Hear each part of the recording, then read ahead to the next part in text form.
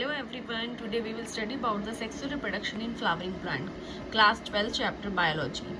Okay, in the flower the male and the female reproductive structure are the androecium and the gynoecium.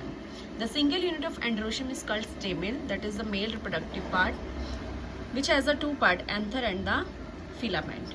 Anther is bilobed. Anther has two lobe, each anther has two lobe and one lobe has two theca. So total कितने theca हो गए? 4 theca, and every theca has microsporangium. So total 4 microsporangia are present. And further inside the microsporangium pollen grains are developed or formed. Next हमारे पास structure of microsporangium. Microsporangium nearly circular in outline. It is generally surrounded by 4 wall layers: epidermis, endothecium, middle layer and the tapetum. First 3 layers provide protection and the tapetum provide nourishment to the developing pollen grain. Tapetum have dense cytoplasm and more than one nucleus. Okay, the cell of the tapetum has dense cytoplasm and more than one nucleus. In the middle of the microsporangium, cell arranged to form a sporogenous tissue.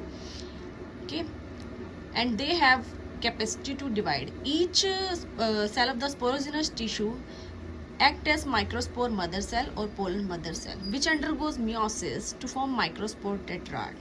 Okay, which undergoes meiosis to form the microspore tetrad.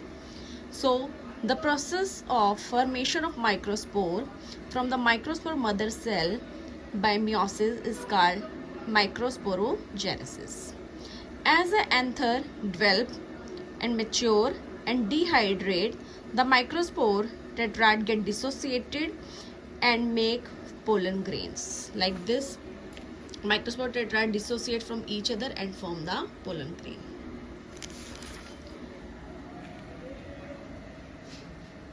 Look at the structure of microsporangium: epidermis, endothecium, middle layer and the tapetum. Okay. Now the structure of a pollen grain. Firstly, some species of pollen grain of some species can cause allergies, pollen allergies that affect the bronchitis.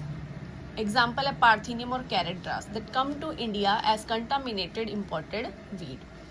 Pollen grains store at -196 degrees Celsius in liquid nitrogen and used as pollen bank, which is further used for crop breeding programs. Some species of pollen grain used as food supplement because pollen grain are rich in nutrients.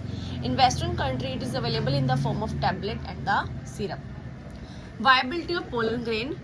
After the shedding from the anther, pollen grain are viable for different time. For example, rice and wheat pollen grain are viable for 30 minutes, and family Rosaceae, Leguminosae and Solanaceae pollen grain are viable for months.